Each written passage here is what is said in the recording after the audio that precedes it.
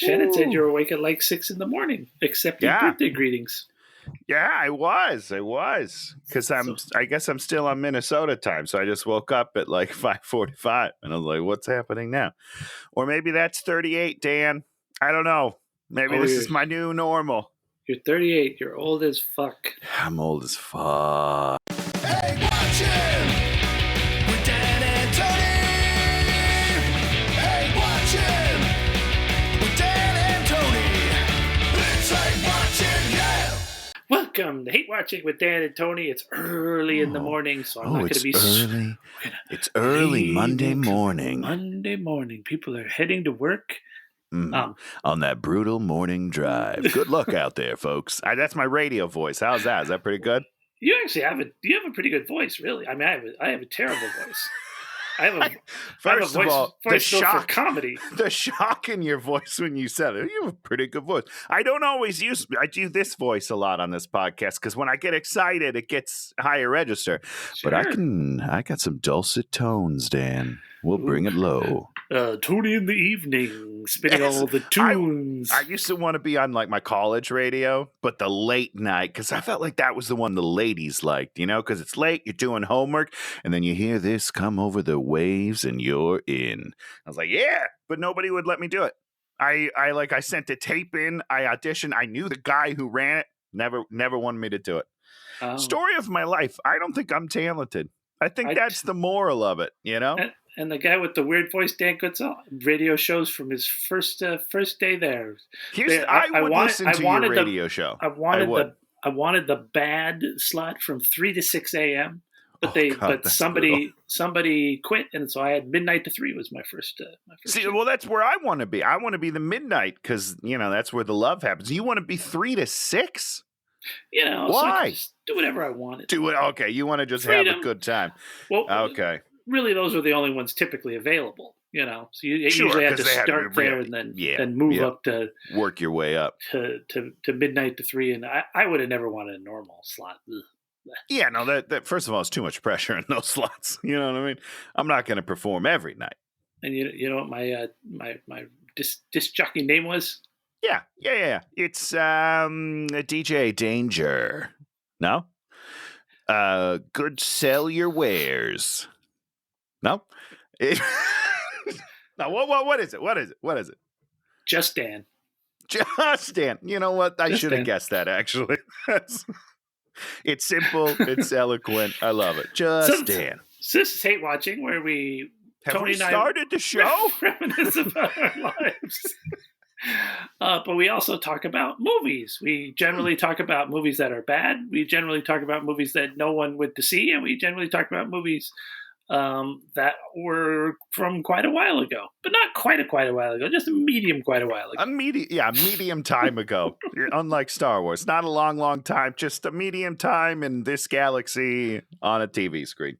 So this week I got to pick the movie. Finally. Yeah, you sure did. And I picked the old classic Season of the Witch, 2011, hour and 34 minutes. Old classic. Yeah, and yet it still felt long, but it could have been the plane. I watched it on a plane. That may have been why it felt long, but it felt long to me. Nicolas Cage and Ron Perlman, Mr. Number 2 to Dan Goodsell. Oh, it's good. I mean, it's a claim to fame, Dan. I'll tell you that right now. Yeah. So this movie is great.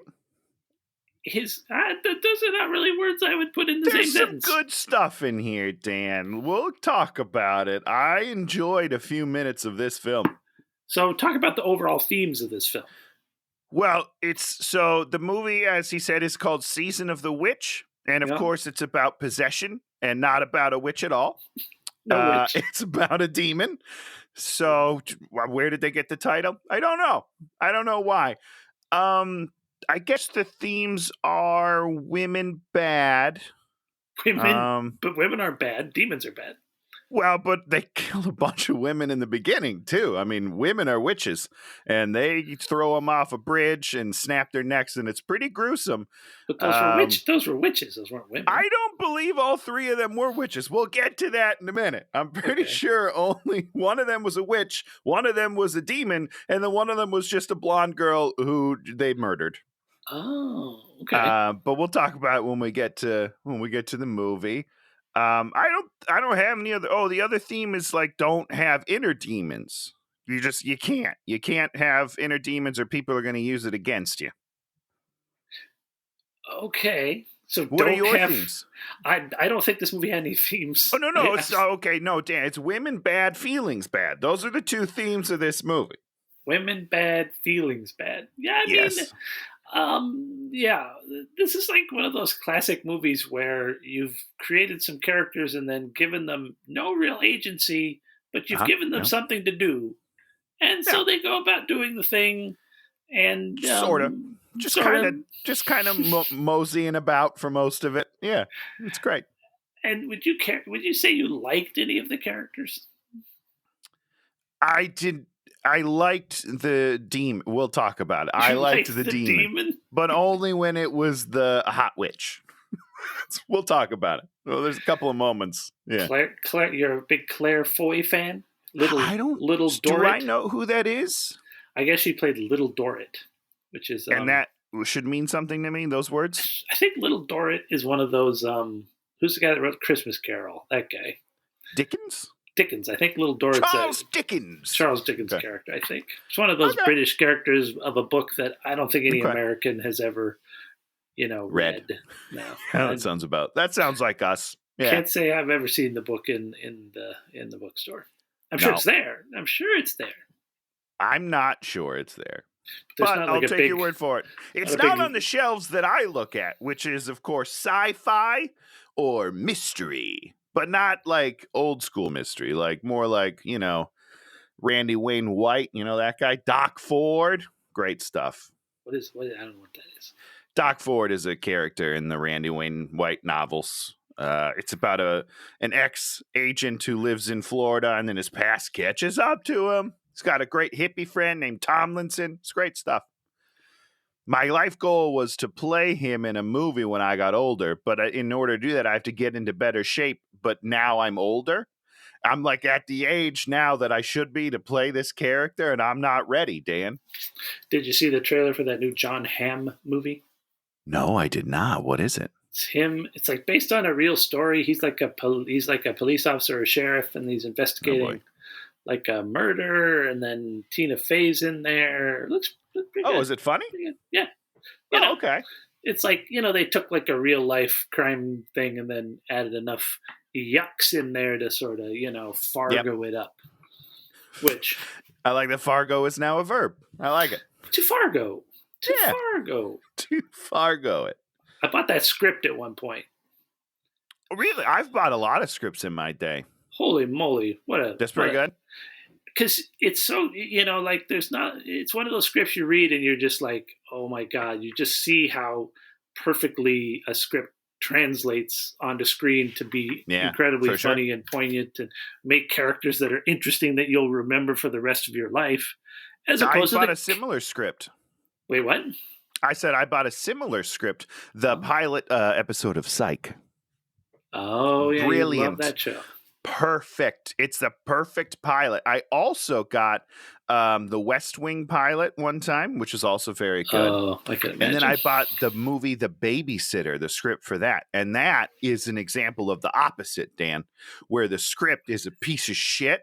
And then you see the movie and you're like, oh, I guess they did pull it off pretty well because the script's terrible and the movie's not bad. But yeah, interesting stuff. I don't know why I said all that stuff. I'm sorry, Dan. You mean so like in that Babysitter that they like did like she like arched her brow and you're like, oh, there's that speaks to the character of the person that's not on the page. No, I just mean if you read the script, most of the movie is not in it. Like I think it must have been an early version of the script that I ended up buying. It's very different, but it's also not written in a correct script format, which is interesting. It's weird. I'll give it to you. I'll let you borrow I it sometime.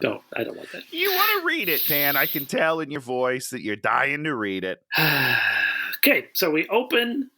Season of the Witch, folks. Here we Season go. of the Witch. Season of the Witch. Yeah, so we open, and there's a book, and they're writing in the book. The monks are writing in the book.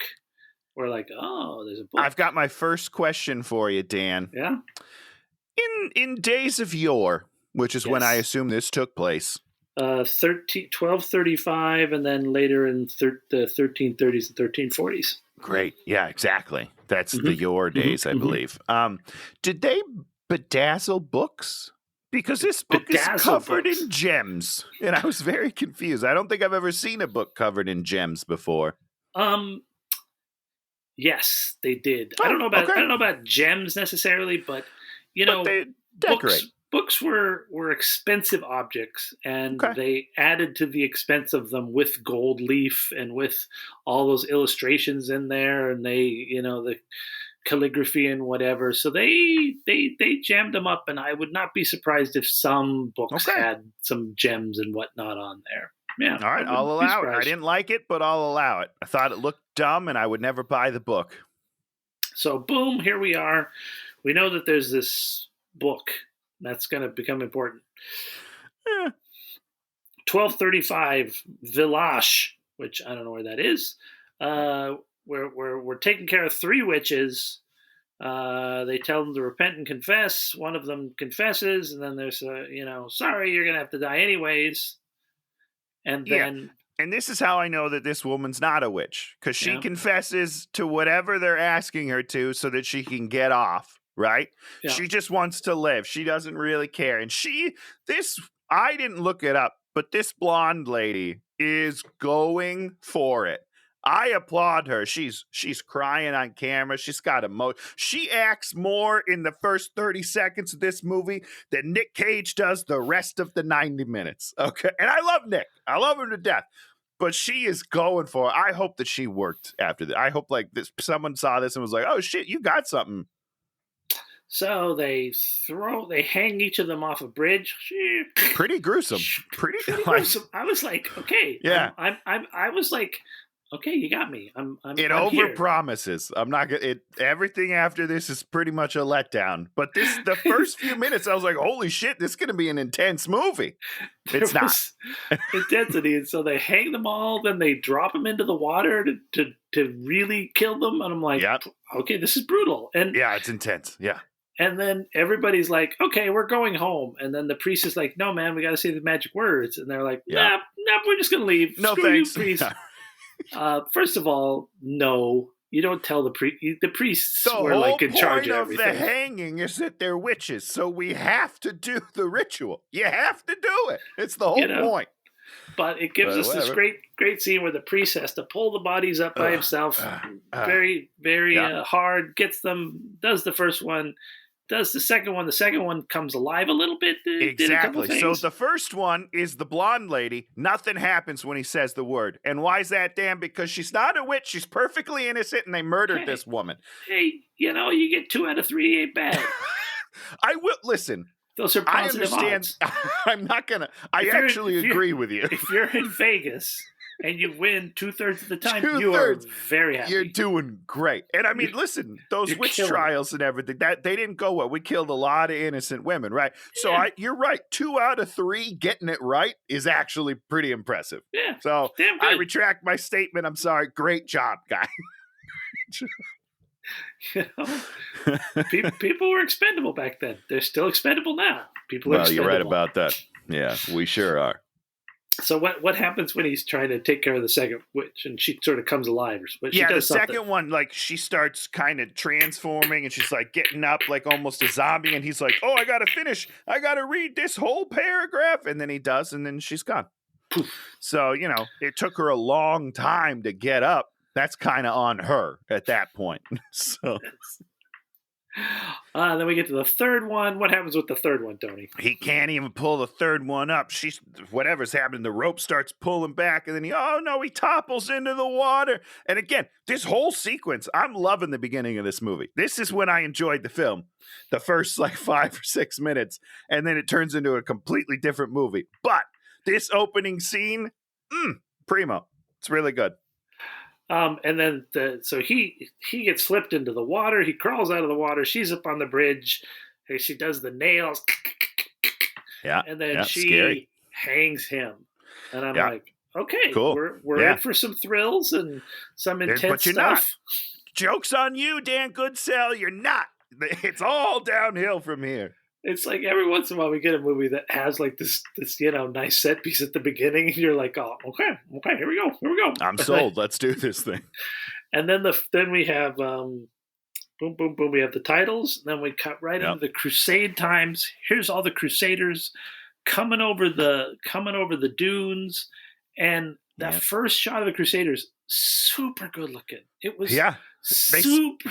They must have spent all of their money on that. Because the rest of them don't look good. And then we cut to like our actual characters, Nick Cage playing Bayman, and then Ron Perlman playing Felsen. Hellboy. And these are just guys standing somewhere. Yep. Just on a green screen probably would be my guess. Just, chilling out in the studio. It's fine.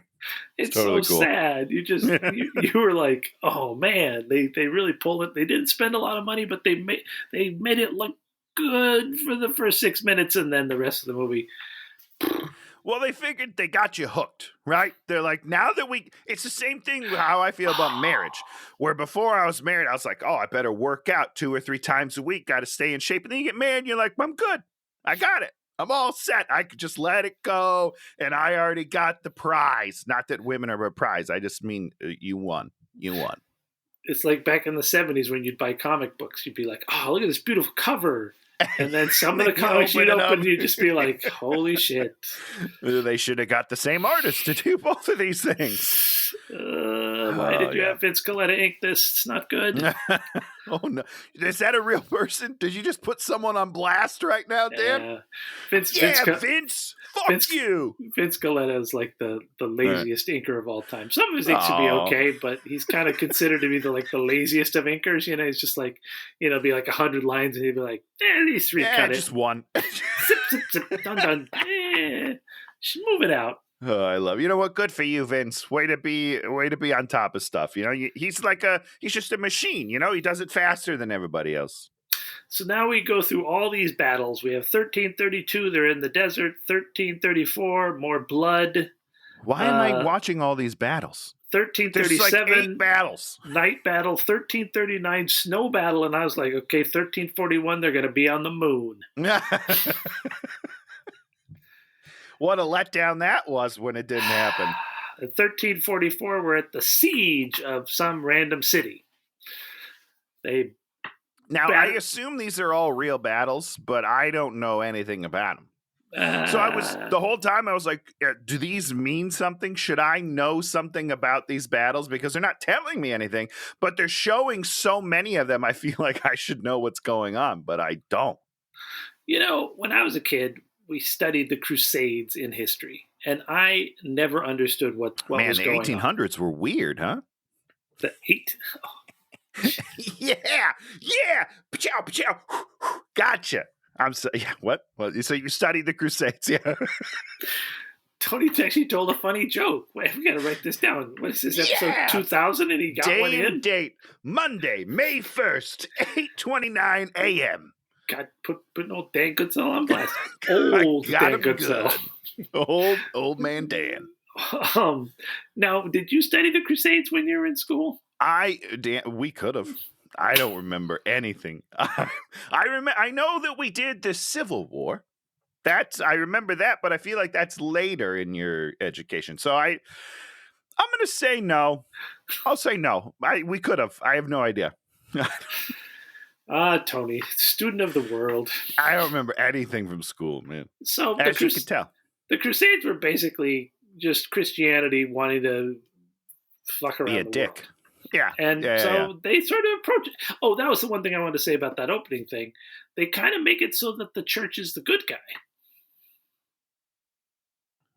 In the first 5 minutes with the witches? Yeah. Yes. Yeah. And then they kind of turn that immediately on its head. Yeah, so immediately, so I was like, this is interesting, where the church is actually going to be a force for good, And then, of course, the Crusades thing, we learned very quickly the church is not a thing for good. It's just there to crusade and be a pain in the So ass. what I kind of thought was going to be important was the distinction between God and church. I thought it was Oh, okay. something was going to Sure. happen where, his belief in God is what saves him, but man's dirtying of the church, I thought there was going to be an interesting dichotomy. There's not in the movie.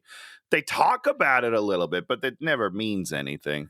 And more importantly, even the general church things, the church guys actually through the whole movie, not exactly bad. They just are kind of like, they're sort of trying to take care of the thing. Yeah, sort of. And usually in a movie, you make it so the church priest is the bad guy or the church. Yeah, because he should be corrupt. But should is not the right word. I apologize. But that would have been one way to go. Yeah, and in this movie, basically, when we finally get to the witch, who's actually a demon, she's basically the bad person. Yeah, turns out they were right. They were right, and nobody's actually duplicitous in the movie. Nope, not at all. I mean, she's slightly duplicitous because they make you think she's a witch, but not really. Yeah, but joke's on you. I'm not a witch. I'm a demon. Uh-oh. But you're still a bad creature. So. And at no point during the movie do you stop and say, "Oh no, they've got the wrong girl. She's not. She's a good person." No, you always sort of. I feel like they were trying to do that because Nick Cage feels that way a little bit. But I was like, why are you falling for that? You're an idiot. Yeah, I mean that's what you're supposed to do. You're supposed to fall for it and be an idiot, and then come out of it and be like, "Oh my god, what have I done?" Oh wait, she is bad, or he, because it's a demon. But like an action movie, like comedy, there's got to be the turn where you're like, oh, now I understand everything. And the turn in this movie is that instead of being a witch, she's a demon, and you're like, it doesn't really change anything, right? Yeah, I guess we still got to kill it. So, all right. Kind of. Oh, spoilers. Spoilers. That's pretty much the movie. I guess now we'll go over it a little slower. So at the big siege, Nick Cage's Bayman accidentally kills a lady, and then he goes and talks to the boss and says, "Hey, go F yourself. You're on your own." Yeah, we're killing women and children. This is bad. Agreed. Yeah, we're leaving. And they leave. He's like, "You can't leave." And he's just like, "Just watch me leave." No, he says, "Who's going to stop us?" To which my answer is the army. The rest of the army. Because, yeah, sure, they're great warriors or something, but they're not going to kill everybody. That's not how it works. It was set up earlier that each of them could easily kill 300 people. But then they didn't, Dan. So it wasn't set up. Those were just two blowhards going at it. Maybe. Idiots. Maybe, who knows? I don't know. It could have been a montage. They could have killed a big pile. It could have been like 300. They'd be a big pile of people. Yeah, well, it could have been, but it wasn't. When did the movie look up real quick when the movie 300 came out? Yeah, I got you. I mean, it had to come out after this movie. Yeah, I mean, it had. Right? When did this movie come out? 2011. Yeah, 2006 was the 300. So when this movie came out, 300 had already been out. For 5 years, yeah. Yeah. Can you imagine making a movie like this with 300 already existing? I can imagine wanting to make a movie like this. You know what I mean? Being like, oh, we could do some cool stuff. But then it turns out, oh, I don't have any money or skills, so I can't make a good movie. 300 was Zack Snyder, wasn't it? It was Zack Snyder, and I don't like that movie, Dan. You don't like that movie? Why do you like that movie? I don't like it, but it's a better made film. You know what I mean? Just because it's a better made film doesn't mean I have to like it. Let me just be clear. Maybe we'll do that someday. He kicks a guy in a pit. This is Sparta! Thunk. Yeah. Yeah, I mean, it's a cool moment. What? That's all I need. That makes a whole movie. No. Yes, but Tony, that's what it does for you. Yes, that's how movies work. Yeah, and I remember it very well because it's a cool moment. I don't love the movie. But you should love the movie because that's a cool moment. And, that's our boy. That's our boy, G-Butt. So G-Butt. I haven't seen it in a long time. Maybe I should give it another go. I don't know. Just it was an interesting sort of thrilling concept of 300 guys fighting a whole army and kicking some. Doing some good stuff. Think about all the action in there. It's just very specific. It's so It's just so man, so much man in there. Yeah, so much So much man. Okay, boom, boom, boom. So they leave. Boom, boom. They leave. Let's get the hell out of here. And they just walk off. And boom, literally 1 month later, they're in Styria. I'm glad you wrote all these names down because I didn't pay any attention. When they have a thing that says a thing, let's see. Oh, it's in Austria. They're in Austria. Oh, okay. All right. Great. The home of Schwarzenegger, right? Don't think you could get from the Crusades to Austria in that much time, but what do I know? Well, I mean, they're fast walkers. They're great warriors, Stan. So they're probably jogging, maybe swimming. I don't know. I don't know the map. So they're like, oh, look at these. There's like a bunch of really cool looking black sheep that are like the coolest looking things on the planet. Oh my God, they're so just cool. Wandering around. Yeah, wandering around. And Ron Perlman's like, oh, if only we had a chicken to eat. And it's like, there's like sheep right there. You can really eat those. You be hungry, you just walk over there, take one of those, cut its head off. Cook it up. Yeah. Cook it up, man. Meat's meat. Just cook it up. You're not starving when there's like 10 little sheep standing there waiting to be feasted. You're also not starving when you look like Ron Perlman. He's still pretty cut up. Like he doesn't look like he's going through any famine sort of idea. You know what I mean? These guys Let me ask you a question, Dan. Sure. Do you think, costume-wise, that Nicolas Cage and Ron Perlman are wearing similar type garb in the movie, just in terms of like weight and shape? You think it's probably comparable? I mean, there's that one part near the end where you really see their armor and you see everything. They look very similar to me. Okay. Because I don't know if you notice this, but when they show shots from behind of the two of them walking, Ron Perlman looks like he's walking. And Nick Cage does this like weird waddle thing that looks like he's struggling to move all of his clothes. Oh. And I was just like, what's happening? We can give him less stuff, maybe. Like, let him walk like a human. Because he's supposed to be this great warrior, but he looks like he's kind of like hunching along and just struggling to walk. And Ron Perlman's walking like a man. This guy's good. He's a tower of a human being. He's 100%. No, I mean, I get it. It makes Nick look a little silly to me. So they go through the house. Eventually they get to this one stinky bedroom. There's like the two dead people, but the one lady's still alive. And that was kind of creepy. They do that a couple times in this movie. She opens her eyes and nobody gets scared. That's the weird part. They're kind of like over the bed, and Nick's looking at her, and she goes, "Brah," and he's just like, "Oh, well, let's set it on fire." Like, what's happening? That's fine. So they burn it down. Then they keep going, and then they're like, "Oh, there's a town." And they go to the town. Town's pretty crappy looking. But first, they're like, "Hey, maybe we shouldn't go to town just in case we're discovered." Yeah, Dan. Did people recognize people like that back then? I mean, it's not like they're like, hey, there's the guy from Instagram. There's the guy from the news that we saw. Like, he puts on his little mask at one point, and I was like, Nick, who are you trying to fool? No, people might know your name because stories have traveled about you, but nobody knows your face. But they do one thing that he has like a special sword that has like a symbol of the Exactly. It's the a army, crest. There's a crest on it, and people know that belongs to blah, blah, blah guy Bayman of... But or just, I don't know. Just it's a Knight Templar or whatever. So that part made sense. So I was like, okay, I'm gonna give him a pass on that one. Well, I'll give him a pass on that, but this guy trying to put on a hood as if that's going to disguise his identity, Clark Kent style. Come on, man. So town's in plague, everything's bad. They go to stable the horses and then immediately get recognized. I got another question, Dan, about plagues. Yeah, plagues. Generally, do we know how they're spread? A lot of rats. Rats spread the plague mostly. Okay, so because I was just curious because they were pretty nonchalant when they found out the entire town's infected with plague. They kind of just stay. I would just run the other way. I'm out as soon as we're covered in the plague here. I'm like, okay, deuces. I'm leaving. I don't want this plague nonsense. I don't know. I was just curious. Well, that's part of the problem is that they're not going anywhere for any reason. Yeah, they're just wandering. That's a good point.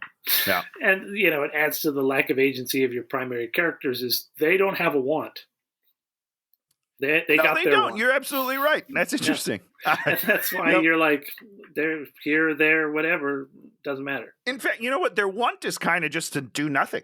That's the kind of the one they're just like, nah, we're busy. We want to just kind of walk around from town to town. Please don't make us do stuff. Yeah. And that's why you typically want to give your characters a want, like, I want to go visit my wife back home, or I want to do this and open a farm, or that, or the other thing, open a pawn shop. If you want to Sell open a some pawn shop, wares. then, there's a reason for things to happen. Sure. Not in this movie. Yeah. So they get recognized, and the what they do when they recognize them is everyone attacks them. Yeah, they just fight. I didn't totally understand it. Are they wanted? I mean, they're deserters, I guess, but They're like deserters. I don't know. But that's I don't know. You would say, "Come with us." You wouldn't say, "I'm gonna kill you." I'm gonna run you through. Yeah, you just bring them to higher powers, right? Just be like, hey, I found your deserter, and then they punish you. Game of Thrones style when he beheads people. Ned Stark, good man. And then there's the worst thing in this movie. They're shooting crossbows at him, and he's blocking the crossbows with his sword. This guy's fast as fuck. I've tried it. It doesn't work, by the way. Does not work. Well, I mean, I've tried it with Nerf guns. You ever tried that? When someone shoots a Nerf gun and you try to catch it in midair? It's hard. It's really hard. If you can't catch a Nerf gun, you're not catching a crossbow. So then they're like, "Oh, we surrender." Which was nice of them. Oh wait, no, they did recognize him before they saw the sword. Why did they know it was them? I guess they specific. Yeah, because then the guy sees the sword and he's like, "Oh, you guys are special. Follow me." Oh no, that's true, isn't it?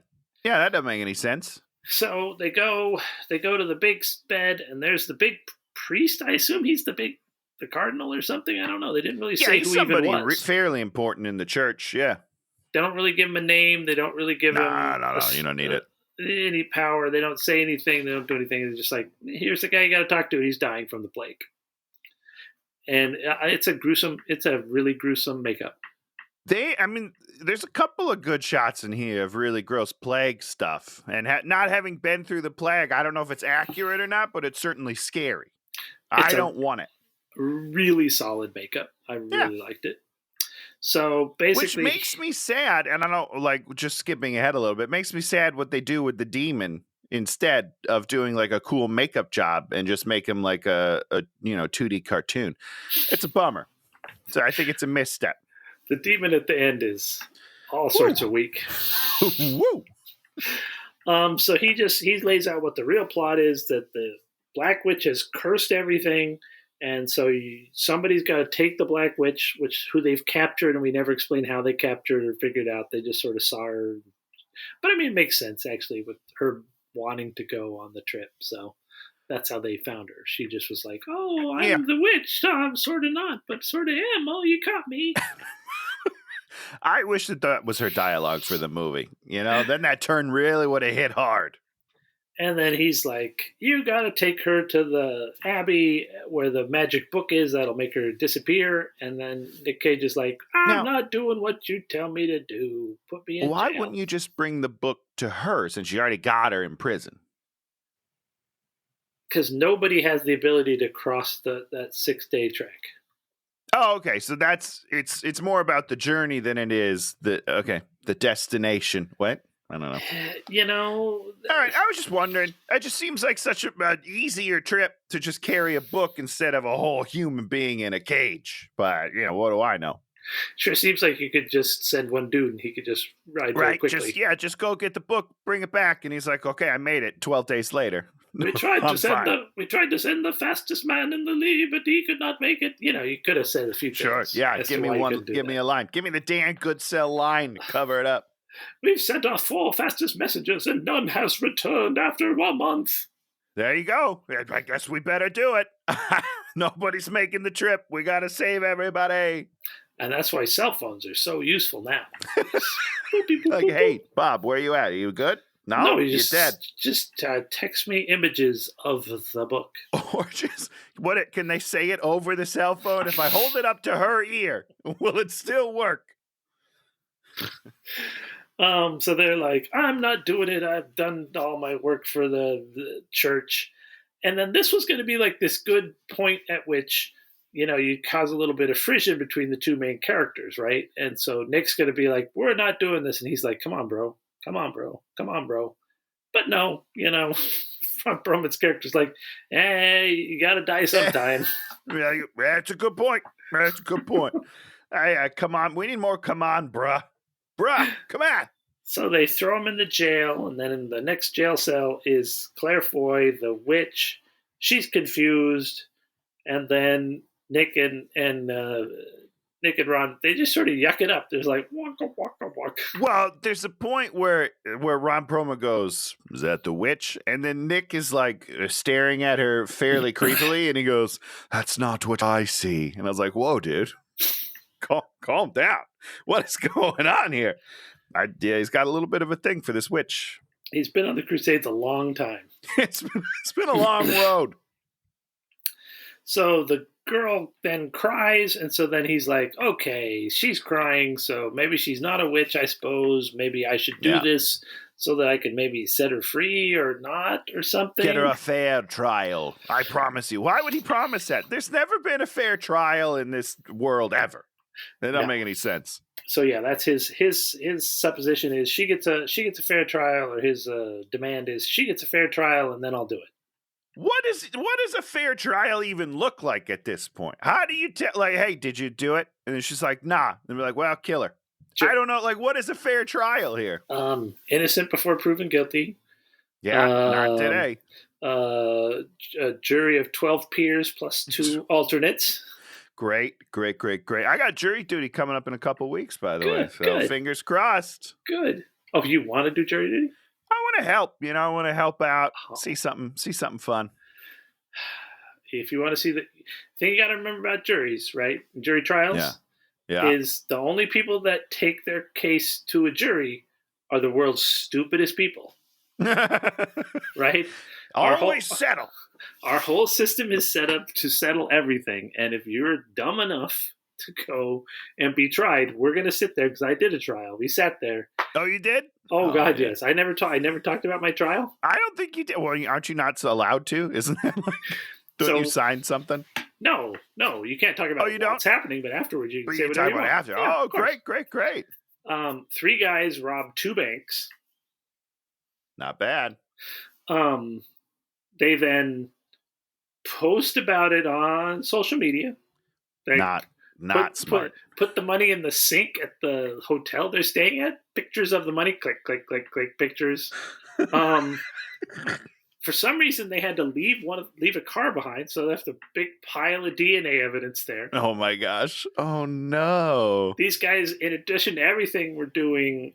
At least one of them was doing welfare fraud, and so he was signed up for welfare in LA and in Arizona. So he was in Arizona. Oh my gosh! So to get him to come back to LA, they said, we got a big welfare check waiting for you. Right. So he's like, oh, great. Here I come, baby. And then when he comes there to get the check, then they arrest him. And in the car is what he spent the money on, which is oh my God, new kicks and whatnot like that. Yeah. In the back of the car. That's a given. He's dressing sharp. And then one of the characters thought it was this really good idea that he should go on the stand and lie to us a bunch. Oh, he perjured himself. Wow, that's incredible. Well, I mean, we all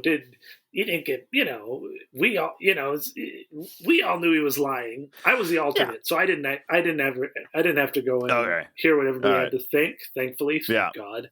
I was so happy not to be on the jury. Oh, I did not want to go in there. Because in addition to the people that you're trying are the world's stupidest people, then the people that are on the jury also the world's stupidest people. Because all the smart people fake their way out of those things. Yeah. So he's given his explanation. Bought a car.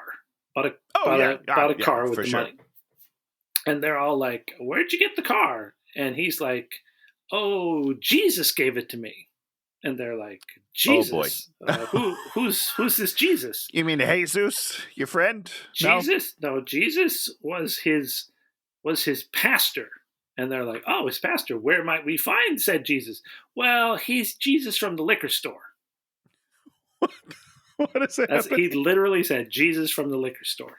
So their pastor, they knew him from the liquor store, and then he gave them a car. A car. Probably just in the parking lot, yeah. And then, of course, the cops, that they bring in the person that sold him the car, and he has, they do everything to show exactly where the car came from. But a long story long, the thing that I found most interesting was they brought in some of the poor people that worked in the bank that were terrorized by these pieces of garbage that did this thing. Yeah, sure. And there were some of these poor women that were really, and a guy that were really emotionally scarred by this situation. And it was really sad. And, you're just like doing crimes like that where you're pointing guns in people's faces that, are not part of your stupid gangster game. And of course, these guys, what did they want to be for a living? Rap stars. Well, I mean, that's not a bad way to do it because you got a lot of content to talk about, about your bank robbing and your new kicks and Jesus. They also had them going through the Carl's Jr. takeout video of them in the takeout wearing the same clothes that they were wearing in the crime. Just like everything about it's just like, well, you're gonna be hungry. You're working hard. All right, where are you gonna go, Carl's Jr.? Get a nice burger. And that's going on a jury just shows you do not do crime because they're gonna have video of you everywhere in the world. We got cameras all over the place, guys. It is wild out there. There was just this one thing, to go further up to it, this one guy that, said he got beat up by a homeless guy. And of course, this guy was terrorizing the homeless guy before he got beat up by the homeless guy. And it's like, I'm rooting for the homeless guy. That's for damn sure. You do not go out there and make a big statement if you know. If you can't, there's gonna be more video. There's gonna be more. There's always more video. Always more. It's like the Jesse Smollett thing with those guys that he had. It's like there's gonna be video, dude. How stupid are you? Wasn't he on a TV show that was all about video? Yeah, Empire. He was on Empire. Yep. So great show, by the way. Empire was good. No such thing as a fair trial. Got it. Yeah. So sorry, witch. You're guilty. Season of the Witch. They unroll the map of where he has to go, and they're like, "You're starting here, and you're going there." And then he puts the thing on there, and he's all like, "Oh, this route, I have ruler. Did he put a ruler on it?" He's like, "I got to cross these rivers. I got to go through this forest." And then he's like, "Isn't there a better way?" And then we never sort out. I guess the answer is no, because they go the way that he said. So they don't ever tell us that there's not a better way, but there must not be. I just love that. Why are you having him ask a question that you're not going to answer? They're kind of making fun of the priest for never being on an adventure before, and they're like, "That you want to go through all those things? Why don't we just go a different route?" And then they're going that route. I don't know. It was very weird. Movie doesn't make a lot of sense. Excuse me. So they're going to need a guide. They go get Hagamar, the swindler, the stocks. Stephen Graham. Yeah, kind of let down.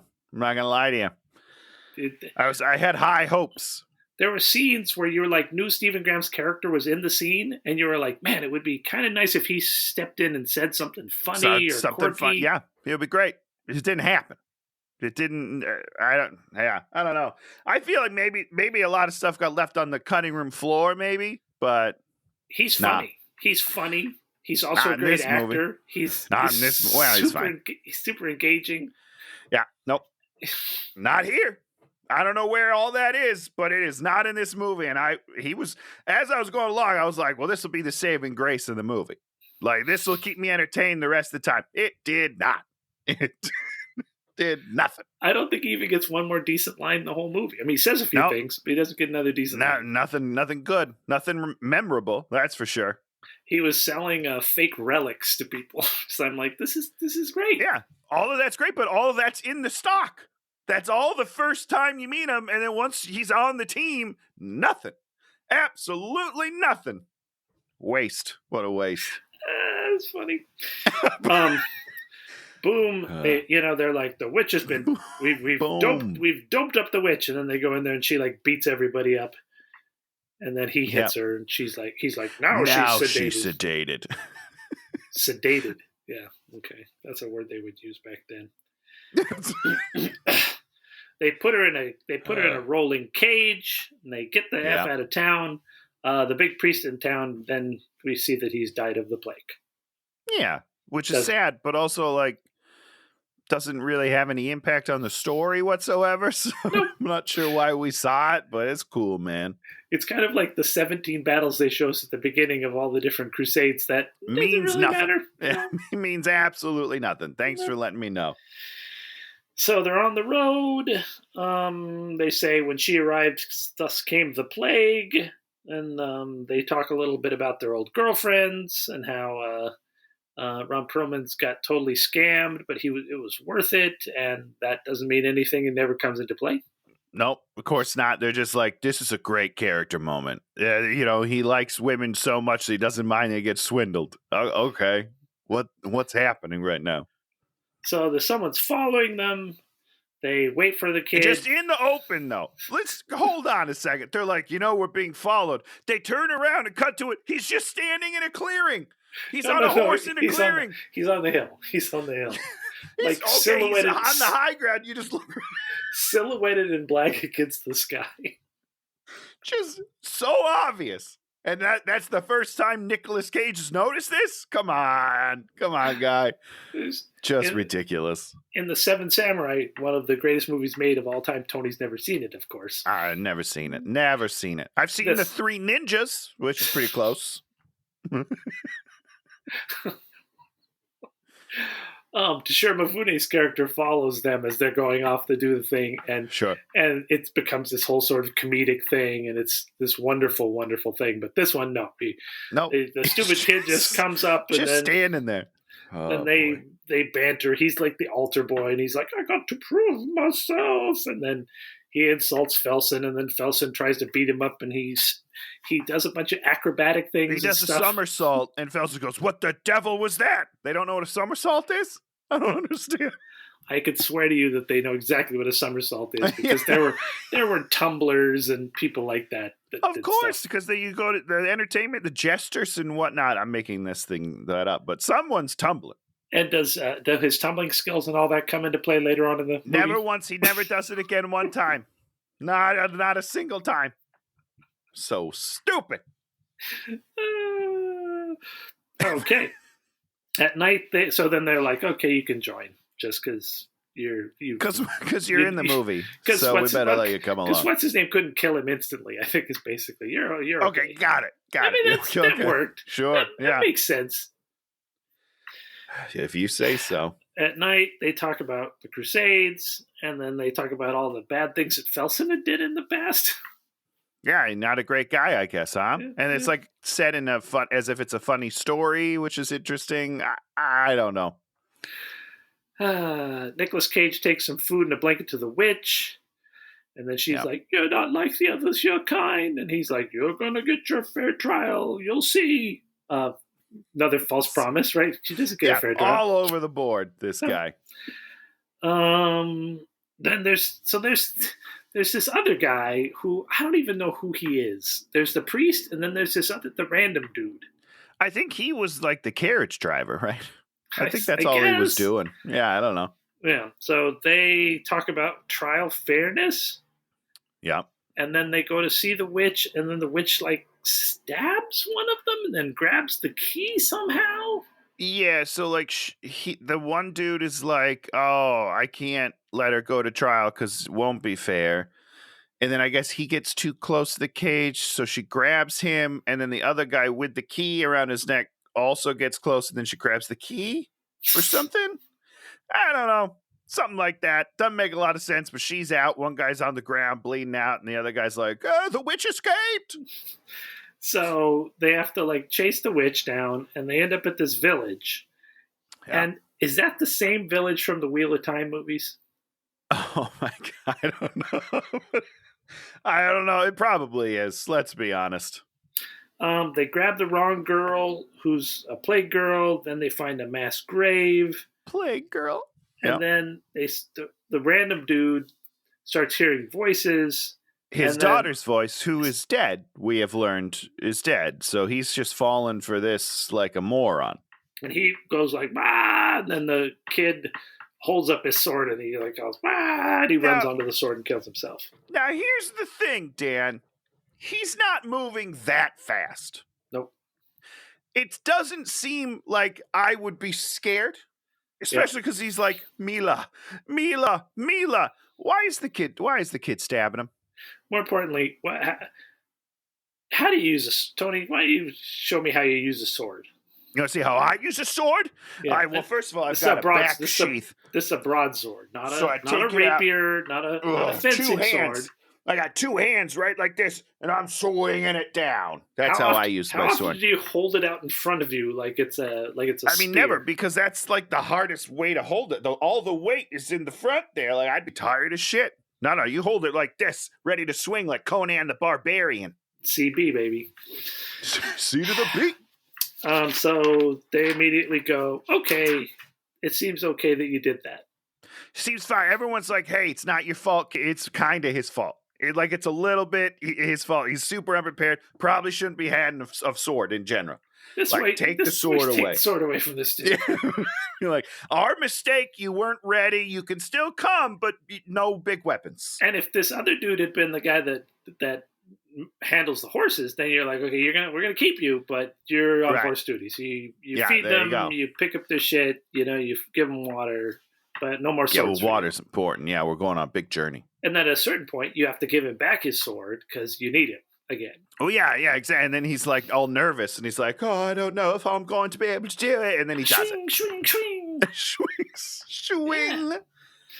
There's a movie. So the dude's name is Eckhart. We learn his name as they're burying him, like I you don't usually remember do. that at all. Great stuff. So then the witch is like sees Nicolas Cage again, and she's like, "Allow me to ease your pain." I really thought we were gonna do like sexy time. That is what it was, Dan.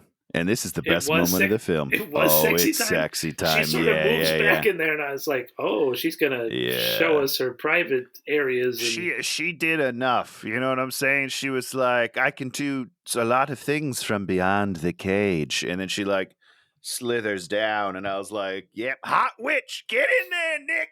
Do it. Do it. She's going to kill you, but do it. He doesn't. He's a chicken. This guy's a big chicken. and then that whole scene just sort of fades away. It just ends. Yeah, it just ends. And then we never come back to it. Like, listen, man, I don't understand a lot of things that happen in this movie. Well, now we're gonna have the only scene in the movie I liked, well, except the beginning, the course. bad bridge. You liked the bad bridge scene? Like the bad bridge scene. I got a problem with the bad bridge scene. But you So- start. You so tell me ba- why you like it. Basically, they feel like they have to keep the witch in this incredibly heavy cart, and then they have to get that across the bridge. Nick Cage goes across with his horse, then they, unshown, take all the other horses across perfectly, and then they have to take the cart across. And it was tense. I found it very tense moving this thing across this dangerous bridge. 100%. My yeah. question is, what was the plan for the second half of the bridge? They had the bridge is like this. It's a U, right? Yeah, That's how bridges work. They have a super heavy carriage with a Yes. person in it. Yeah. There's people on the back side of it holding the rope so that it doesn't go too fast, down Yep. the slope. Yep. Great. Love that. Very Yep. smart. They only have 2 humans in front. No, Once they have, they they have get- the horses. They have all the horses. But the horses aren't hooked up to it anymore. Yeah, they were hooked up to it. They were No, pulling. they brought him back No, in no, later. no. He was pulling with them. Are you sure? Steven, yeah, Agador was on the other side pulling. The horses were Who's pulling. Agador? You can't make up names. That's Stephen. Is there? Are Stephen you sure? Graham's character. Yeah, something like that. I'll believe you. I wrote All it down. right. Listen, you know better than Oh. I do about bridges. Hagamore. Hagamore, yep. Sure. Agamore. Forgot the H. The H. I think Agamore is the name of the butler in the Birdcage. Oh, the birdcage. I haven't seen that movie in a Agador long time. Spartacus. Is that his name? Something like that. Probably. Something. Probably. Oh, Robin. I found it super tense, because Yeah, you're no, like, I mean, it's fine. I was like, but of course, in the midst of this, she's saying, let me out of here. I will be it will be lighter. And I'm like, Not that much lighter. What is she, And- 85 pounds soaking wet? Come on. And you're gonna have one person spend time. Okay, I'm gonna let go of this, and I'm gonna Yep. manipulate a key. You guys just keep holding it. Everyone keep holding it. I'm almost there. Oh, Yeah. but the stupid boy falls over the side, and she grabs him with superhuman strength and saves him. Yeah, And and yet she does a lot of things with superhuman strength, and yet some people are still like, well, I don't know if she's a witch or not. Ridiculous. You know she's something bad. She has super strength. She is something. She might not be a witch, I agree, but she's something. Yeah. Whew. Then they get to the forest. I call it the spooky night fog forest. Oh yeah. Damon talks to the witch some more. Damon talks to Hagamore some more, and then he's like, "We got to kill that witch. Let's kill that witch." And so he wants to kill the witch, and so then she goes, "Woo, woo, whistle, whistle," and then all these werewolves come. Whistle. Yeah. You want to talk about them fighting the werewolves and how that goes, Tony? Well, first of all, I don't believe they're werewolves, Dan, because werewolves transform from humans. They are werewolves? Because their faces go like this. They go like... No, you're right. You're right. Their faces do something weird. I just didn't understand what they did. And I believe somebody says werewolves. I believe werewolves. Says werewolves. All right. At one point. Well, I would have liked to see them transform then, because that's my favorite part of a werewolf movie. No, their faces just go like this. They transform from wolves to. Yeah. I mean, they just kind of dispatch them pretty easily at first. Every wolf that jumps in, they just go like this. Just Dead. Slice it in midair. Dead. Yeah. So pretty dumb wolves. I'll just say that. I mean, I don't know. I don't know how to attack on 4 paws, but they just kind of are slicing and dicing for a while. And then they're like, hey, we did it. And then more wolves are coming. So now they're like, hey, we should head out. But then one guy falls. Is that what happens? Hagamore falls or something. Yeah. And then he's got like a bunch of wolves on him. And then Nicolas Cage is like, I should go back for him. And they're like, no, don't go back for him. But then they all just stand there and watch as he gets torn apart. And then the wolves are done. Shouldn't they then come after the rest of them? Because they're just standing there watching. This is actually one thing that the movie got right, is they don't come after them because they just wanted to kill him. She just wanted him dead because he wanted to kill her. Oh, that's a good point. Yeah. That's a good point. So it actually it is a plot point that makes sense within the movie. Well, it doesn't make sense. Them just watching. Sick fucks. All right? They're watching their friend get torn apart. You monsters. Okay, now what's his name Nicolas Cage decides to kill the witch, and then the priest says no. And one by one, they all just decide to kill the witch. It's very strange. Why did he decide to kill the witch at this point? Well, because now too many people have died. Too many people have died. Sure. Yeah. So it's time. And then the priest talks about a benevolent God, and then Felsen steps in and he's like, we don't have to kill her. That's where we're going. We're about 5 minutes from our town, so just hang off, buddy. Stupid. Felsen talks about that he wants to go home to his hometown and drink some ale, and you're like, oh, that means he's dying.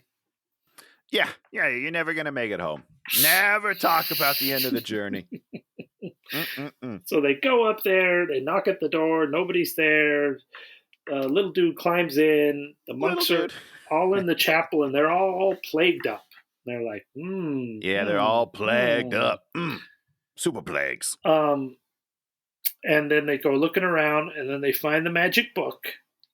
Well, because one guy's alive. They find a guy alive, and he points to the book or some shit. I don't know. Or to a door or something. Yeah, something dumb. And then they're like, can you perform the ritual? And then they're like, there's not going to be a fair trial. Yeah, of course not. Oh, I'm so shocked. Then the witch kind of gets a speech about the church sucking, but it's really short and not very satisfying. No, and we also kind of agree. I mean, I don't know. I was just like, yeah, all that makes sense. At some point, Nick should probably agree with her because he is also mad at the church for similar reasons. I don't know. Yeah. But it's in a moment that doesn't really amount to anything. So she starts doing voices, and then everybody's like, oh, geez. Oh, geez. We messed up. She's not a witch. Oh, no, guys. she's a demon. So then she causes a whirlwind. She causes the iron bars to melt. Yeah, And yeah, then cool she stuff. turns into a super bat and then flies away. Yeah, what? What do you mean she turns into a super bat? Because here's the thing. Later, spoiler alert, she turns back into a human. I don't think that's how these things work, Dan. What do you mean? I don't believe that a demon can possess a body and then change the body. I'm just saying my beliefs are. Oh, I mean, like in The Exorcist, she gets like a weird face at times. Yeah, a weird face is fine, but she turned into a different creature. Where'd her bones go? they're inside. I don't know. If you're really trying to sort out like what's going on, like rules wise, it's too late. Yeah, well, there are no rules. They don't set down any rules whatsoever. Other than their exorcism is about 19 pages long. So they should try to shorten that. Now we're cruising into Act 3. Here comes Act 3. Cruising. They got to go into the monastery and kill the bad guy. So they got to weapon up, which means they got some holy water. He knights the kid, which super dumb. Like, I don't mind the moment, but it's for some reason it's underplayed a lot. It's just like it means nothing to anyone. And he stands up immediately. He's like, "I haven't earned this." It's like, okay, agreed. Let's move on. So this is the point at which they all figure out what the big twist of the movie is that the whole thing was she came and plagued the whole town so that they would take her to this place so that she could get and destroy the book because she's really a demon. I guess so. She could have Seems like maybe she could just come anytime and do it. She could have just flown here and there's dead people, so then she just pick up the book instantly. Yeah. I mean, she could rain fire. Should you just rain fire on this place? Yeah, she's got some cool moves, and if she wasn't fighting Nick Cage, she'd probably do all right. Yeah, so the whole plot of the movie just doesn't make a whole heap of sense. No, of course not. Doesn't make any sense. Not a lick. So what it is the monks are here copying the book so they can make a bunch of books. Send it out to everybody. Yeah. So then the big demon's like, silence, and then all the dead monks get possessed by smoke. And so I guess, which I didn't get. They have to fight. Chop all them, these, get the heads, so they're like zombies. Yeah, so you have another thing that you have to fight. yeah, you got another thing to fight. Yep. So great stuff. They fight those. Felsen gets killed, and then Felsen doesn't get killed, so he gets back up and attacks the demon again. Yep. By just hugging it. Yeah, and then apparently Bayman stabs 2 knives into the demon so he can't wing him too much, but then he just wings it to death, and the stupid kid why doesn't the demon ever just bite his face? He's like 2 feet. He could reach. I'm just telling you right now, he could reach his face. Go like this, Tony. You pin your arms back and then see how far you can reach with your face. I don't got a lot. I could do some dirty things to my microphone. No, you see, he just goes like this. But then he's getting stab. And then he burned Felsen up into dust, and then he stabs him. Which was pretty cool, I thought, because he hugs him in his wings, and then he eviscerates him with heat. I don't understand it again, but great stuff. He immolates him. Eviscerate is to open you up. Okay, and what is the emulation? Immolate. Emulate. Nintendo emulation. I play a lot of emulators in my day. Immolate. To burn up. Exactly. Ignites him. Ignite. And so he says, "Finish it," and then he goes, "Amen," and then it goes, and then Amen. And what are you left with when the demon gets booked? The girl's naked body, and more importantly, she's naked and wet. Yeah, wet. Does she come from inside his body? I don't understand. That's what it doesn't make any sense. It's amniotic fluid. Ugh. Yeah, no, I don't understand it one bit. And then even more so, I don't understand what comes next. What comes next, Dan? Bateman's really fucked up, and then Oh yeah, he gone. the kid's like, what can I do? And he's like, keep her safe. As he's staring at this young naked lady as he dies. Also creepy. There's two very creepy Nick Cage moments in this movie to me. I don't know. But it's fine. He can do what he wants. You know, he's a hero. So they bury them, and she's like, I don't know what to say. And then she says, say what's in your heart. And then he doesn't really say anything, does he? She doesn't really have a heart, I don't think. What I get confused is, like, it sounds like she doesn't remember them. Because she's like, it's weird to owe everything to someone you don't know, but you were together for a while. So if she was remembering things while she was a demon, she would kind of know him. I don't know. I got very confused. They ride off, and she has a little voiceover where she says, oh, now the plague had passed, and the plague has passed. And why is she giving the voiceover now? Well, how did it become her story? That I can't tell. I can't tell you why. I don't understand it at all. Doesn't make any sense. That one does not make a lot of sense when she's giving the voiceover. It should be the kid. It's like, and then it should be we the went kid because on. now he's the hero. He has to take over the realm of being the hero guy, but he doesn't get a voiceover. With the book in hand, we hired a bunch more monks, and we got a Gutenberg press, and we printed a bunch of these books. So now anybody can deal with. We invented mass publication. That's the reason why they invented this. And this was the point at which technology came about, so we were able to create. So the demons could never do this again. And that's why, we watch the town grow, and then we talk about how everything's okay, and then we see the cabin in the woods. Oh, Evil Dead. Evil Dead. Hey, that's a good connection. This movie doesn't deserve that. Yeah, it's boring. It's kind of boring. It's just it feels like a TV movie. You don't hate anyone. I think it feels worse than it. This is what I'm going to say. The demon in this movie looks infinitely worse than any demon ever on Supernatural. That's the CW, folks, and they did a better job than this movie. You get more entertained watching an episode of Supernatural than you do this movie. You're darn right you do. Great there show. It is. Great you show. know, like even a mediocre TV show is better than this. Okay, well, let's be careful with our words, Dan. Okay, because you're going to start a war. Now, what about the Supernatural spin-off show that's on Netflix now? The Winchesters. It is not great. I read some. I was like, "What is this show? This new weird show?" And I'm like, "It's not a new weird show. It's a show they've all seen." And the Supernatural fans not super happy about it. It's so. What's weird is, and this will only make sense to people I think that watch the CW. The Winchesters feels like a CW show, while I would argue the Supernatural didn't.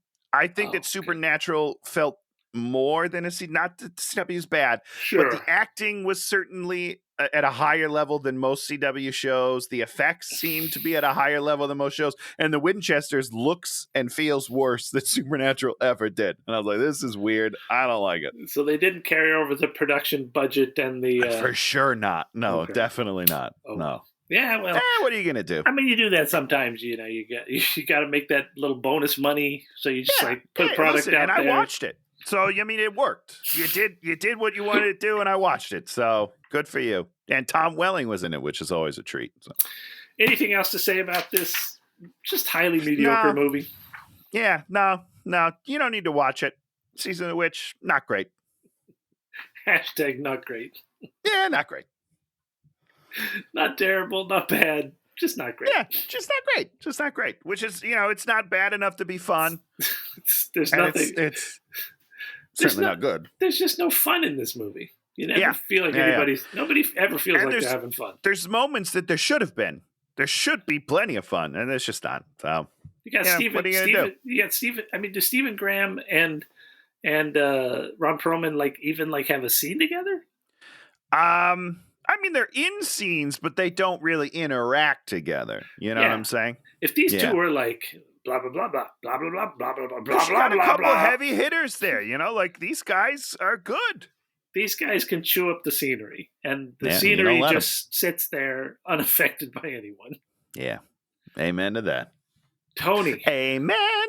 Yes. Tell us about something you liked this week. This is breaking the rules. I read a book this week that I really enjoyed.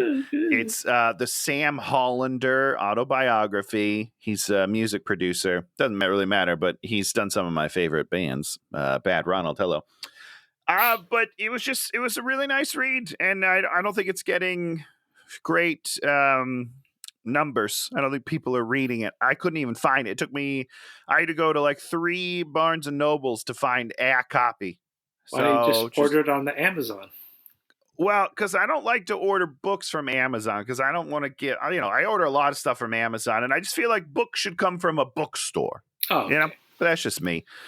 But it was kind of hard to find, but it was great. It was a great read. I read it on the double plane rides, and it was a real treat. Okay. Yeah. I watched the new John Mulaney comedy special. Oh, called Baby J? Baby J. Yeah. It's great. No? It's great. Okay. Yeah, super great. I watched what they're calling a trailer, which is not a trailer at all. It wasn't even, it's like half of one of his jokes. It's very strange. But his hair looks really weird, so I was a little concerned. I can't it's say like I long noticed in his a hair. swoop, and I didn't love it. Yeah. Super interesting, But it's good? Okay. Just, you really look back on the old ones, and their frenetic cocaine base makes a lot more sense when he's not on cocaine, and he's like sure a lot more even of a comic. That makes sense. And it's kind of nice that way. And, people like him just know how to craft a joke and turn a story into a bunch of great comedic specific moments.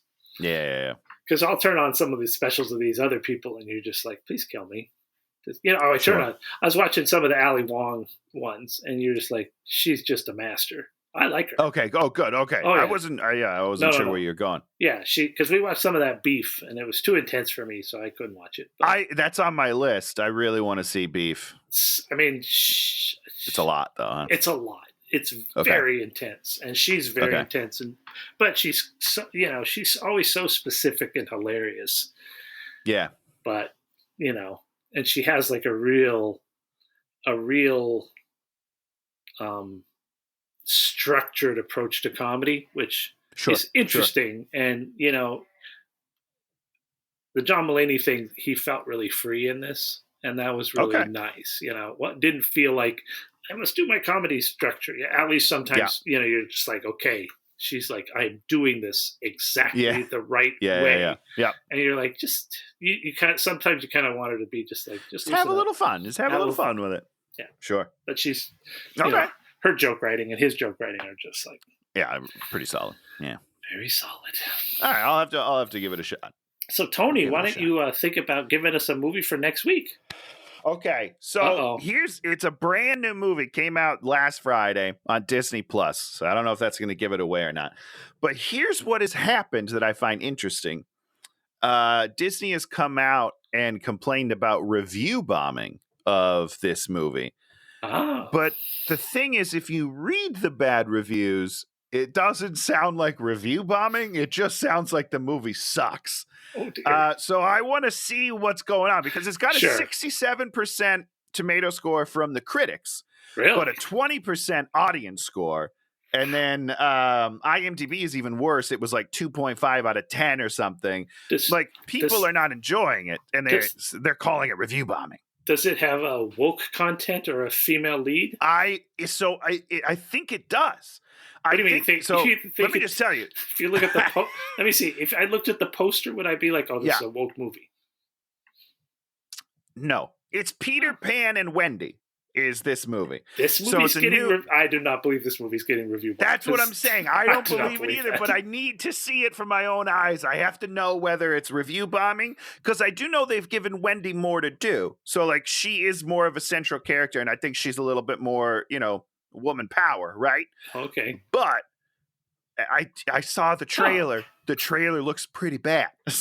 So I want to see if this movie is being review bombed or just appropriately bashed. So this is not gonna be hate watching. This is woke or a joke.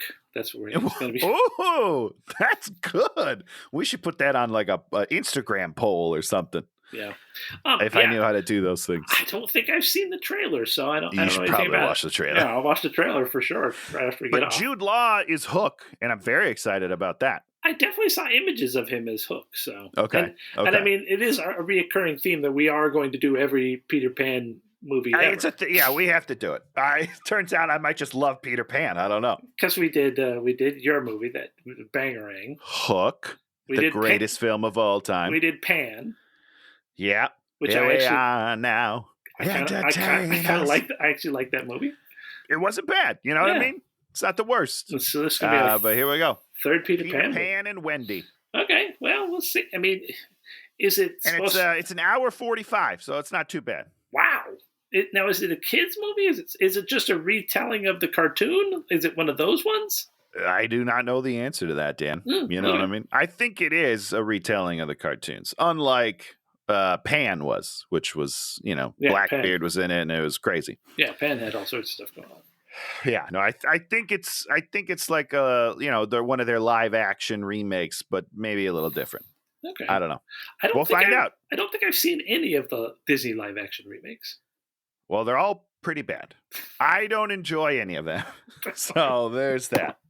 Shannon was talking about the Little Mermaid one, and she saw an image of whoever plays the flounder or whatever. That's one. Oh of yeah, sure, yeah, the fish, stupid fish, and she was like, "It's so ugly."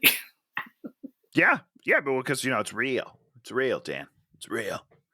Let's be honest. We'll probably do that movie when it comes out. We are not touching that movie. That's one thing. A lot of stigma, a lot of politics around that movie. Probably we avoid the things where we have to talk about race as a primary topic. Sure. Because we're not really the guys that should be talking about that. What, white people? Oh boy. Yeah, you're right about that. Elderly white people. Whoa. Elderly. Holy moly. You're right. We're not really the ones to sort of, it's like somebody was talking about like the most cringy movies, and I was thinking about Soul Man. And you're like, yeah, you can't. I don't think we need to go there. Everybody knows what the problem is. Somebody can talk about it, not us. We're not there to make fun of that kind of terrible movie. Oh boy. All right. Well, Peter Pan and Wendy next week. This has been Hate Watching with Dan Tony. If you like what you see, leave us a comment, leave us a thumbs up, or maybe even think about subscribing so that you're alerted each time one of our new videos drops. Because you never want to miss it, guys. Woo! Yeah, and we'll be back next week to talk some more. Goodbye, everybody! Hey,